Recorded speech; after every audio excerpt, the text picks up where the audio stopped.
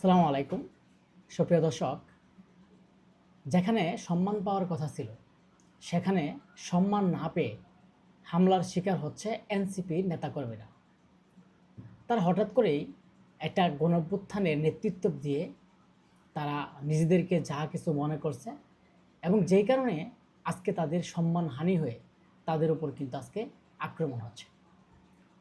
যেখানে তাদের এত সম্মান থাকার কথা ছিল, কারণ গত ১৭ বছর যেই সরকার জোরপূর্বকভাবে ক্ষমতায় থেকেছে এবং মানুষের ভোটাধিকার হরণ করেছে এবং গণতন্ত্রকে নষ্ট করেছে, এবং সেই সরকারের বিরুদ্ধে তারা মাঠে নেমে আন্দোলন করে সেই আন্দোলনকে একটা সফল করার জন্য তারা যে চেষ্টা চালিয়েছিল এবং সেখানে তারা সাকসেসফুল হয়ে এবং সেই সরকার বাংলাদেশ থেকে বিতাড়িত হয়েছে এবং ছাত্র জনতা গণঅভ্যুত্থানের মাধ্যমে সরকার যেতে বাধ্য হয়েছে।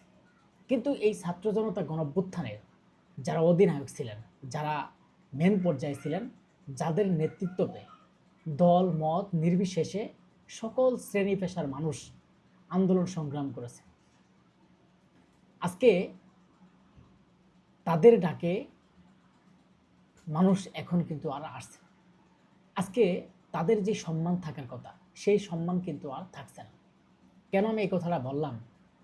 তারা সেই ছাত্র জনতা গণঅভ্যুত্থানের নেতৃত্ব দিয়ে তারা নিজেদেরকে এমন কিছু মনে করে যে তারা যা ইচ্ছা তাই করতে পারবে। কারণ তারা একটা কথাই বিভিন্ন জায়গায় গিয়ে স্লোগান দেয় এবং বক্তব্য দেয়, সেটা হচ্ছে যে আওয়ামী লীগ সরকার যেভাবে দেশ ছেড়ে চলে গেছে ঠিক একইভাবে বিএনপিকেও এই দেশ ছেড়ে চলে যেতে হবে। একটা কথা হিসাব করতে হবে, আজকে যদি বিএনপি সরকার ক্ষমতায় না আসতো, আজকে যদি বিএনপি সে গণঅভ্যুত্থানের পাশে না থাকতো, এনসিপির পক্ষে কি সম্ভব ছিল কিনা? আজকে জামায়াত অন্যান্য রাজনৈতিক দল দলমত নির্বিশেষে সবাই যদি সেখানে দলমত নির্বিশেষে সবাই যদি না আসতো, তাহলে আজকে যারা এনসিপির নেতৃত্ব তাদের ডাকেই তারাই কি সব কিছু করতে পারতো? পারতো না। আজকে তারা যখন জুলাই জুলাই করে সেই জুলাইকে তারা নিজেরাই কতটুকু ধারণ করে সেটাও কিন্তু আমাদের জানতে হবে এবং বুঝতে হবে। আমরা মনে করি আজকের যে জুলাই যে গণঅভ্যুত্থান না হলে বাংলাদেশের একটা নতুন সরকার আসতো না এবং বাংলাদেশের মানুষ এখন স্বাধীনভাবে কথা বলতে পারো না, স্বাধীনভাবে তারা চলাচল করতে পারতো না। কিন্তু আজকে তাই বলে বেশি স্বাধীনও কিন্তু সমস্যা।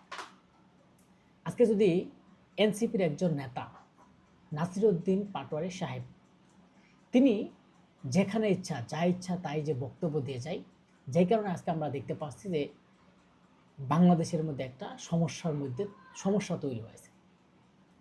যেখানে একটা সরকার চলে যাওয়ার পর, এই বাংলাদেশের নতুন সরকার আসার পর, গণতান্ত্রিক প্রক্রিয়া চালু হওয়ার পর এই বাংলাদেশ উন্নয়নের দিকে এগিয়ে যাবে এবং বাংলাদেশটা এত সুন্দরভাবে বিনির্মাণ হবে, সারা বাংলাদেশের মানুষ না শুধু পৃথিবীর এবং বিশ্ব অন্যান্য দেশের মানুষ তাকে দেখবে যে এই বাংলাদেশটা বহু দূরে এগিয়ে যাচ্ছে। এবং বাংলাদেশে দলমত যারা রাজনৈতিক দল আছে তারা এখন সবাই ঐক্যবদ্ধ হয়ে দেশকে এগিয়ে নিয়ে যাচ্ছে।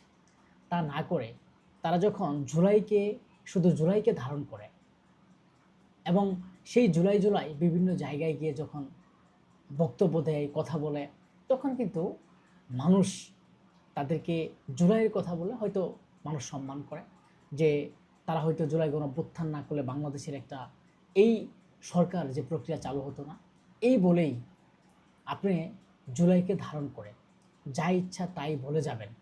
এটা কিন্তু বাংলাদেশের মানুষ না, কোনো রাজনৈতিক দলও কিন্তু মেনে নেবে না। আমি কেন এই কথাটা বললাম? আজকে এনসিপির যারা নেতাকর্মী আছে তারা যেইভাবে বক্তব্য দিচ্ছে, যেইভাবে স্লোগান দিচ্ছে, তাদের বক্তব্যের প্রতি মানুষের ভালোবাসা রয়েছে। হয়তো তারা রাজনৈতিক বক্তব্য দিবে, কিন্তু তাদের মধ্যে একজন নাসিরউদ্দিন পাটোয়ারি, তিনি যে বক্তব্য দেন, তিনি যদি কোনো জায়গায় যান সেখানেই আপনি তার একটা বক্তব্য শুনবেন যে তিনি এই বক্তব্যটা বেশি দেন যে এখানের এমপিকে, এখানের এমপি অমুক বিএনপি, তো সেই তো মাফিয়া, সেই ডন, সেই তো কিছু করবে না, সেই তো চাঁদাবাজি ধান্দাবাজি করবে। মানে আমার কাছে মনে হচ্ছে যে তাহলে মনে হয় বাংলাদেশের মধ্যে একজন মানুষ ভালো আছে, সেটার মধ্যে নাসিরুদ্দিন পাটোয়ারি সাহেব। কারণ বিএনপির মধ্যে কি ভালো মানুষ নাই? বিএনপির মধ্যে কি কোনো একটা ভালো মানুষও নাই? তিনি সবগুলোকেই একে ধারে যা ইচ্ছা তাই বলে যায়। কিন্তু আজকে এই বলার কারণে বিভিন্ন রাজনৈতিক দল তাদের উপর কিন্তু হামলা করছে। আজকে তিনি যে উস্কানিমূলক বক্তব্য দেয়, সেই উস্কানিমূলক বক্তব্য যদি তিনি না দিয়ে কিভাবে এই দেশকে এগিয়ে নিয়ে যাওয়া যায়? আপনি চাঁদাবাজি বন্ধ করবেন, চাঁদাবাজি যেখানে হয় বন্ধ করবেন, বিএনপির সাথে মিটিং করেন, জামাতের সাথে মিটিং করেন, এই চাঁদাবাজি বন্ধ করেন, বন্ধ করতে হবে। তারপরে এই দেশকে কীভাবে এগিয়ে নিয়ে যাওয়া যায়, কাদের কাদের বিচার করতে হবে, সেটা আপনার মিলেমিশে ঐক্যবদ্ধ হয়ে করতে হবে। তা না হয়ে যদি আপনি বিভিন্ন জায়গায় গিয়ে বিভিন্ন ধরনের বক্তব্য দেন, স্লোগান দেন, এগুলো কিন্তু আসলেই একটা ভালো সংকেত না। আজকের যেখানে আমি একটা কথাই বলি, আজকে এনসিপির নেতাদের মানুষ যদি কোথাও তাদেরকে আপ্যায়ন করছে, খাওয়া দাওয়া করাইছে এবং তাদেরকে টাকা পয়সা দিয়ে তাদের সংগঠনকে শক্তিশালী করার জন্য সহযোগিতা করছে। কিন্তু কেন করছে? তাদের কাছে মানুষের যে প্রত্যাশা ছিল, যে আশা ছিল, যে ভরসা ছিল, আজকে কিন্তু তার থেকে মানুষ মুখ ফিরিয়ে যাচ্ছে। অনেকে বলতে শুরু করে বা বিভিন্ন জায়গায় সোশ্যাল মিডিয়াতে বলে যে আমরা যে এনসিপির কাছে যে প্রত্যাশা নিয়েছিলাম, আজকে সেই প্রত্যাশার প্রতি কিন্তু এনসিপি নেই। আজকে যারা গণঅভ্যুত্থানে শহীদ হয়েছে, যারা হসপিটালে শুয়ে আছে, যারা বিভিন্ন সমস্যার সম্মুখীন হয়েছে, তাদের কি খোঁজখবর নেওয়া হয়েছে? তাদেরকে কোনো তাদের দলের কোনো পদে নিয়েছে এবং তাদেরকে কোনো চিকিৎসার ব্যবস্থা করিয়েছে? না, তাদেরকে দেখতেই গেছে। কিন্তু তা না করে আজকে যদি তারা মিলেমিশে না থেকে এইভাবে মাঠে ঘাটে বিভিন্ন জায়গায় গিয়ে বিভিন্ন ধরনের বক্তব্য দেয়, তাহলে দেখবেন যে বাংলাদেশ আবারও একটা সহিংসতার দিকে চলে যাবে।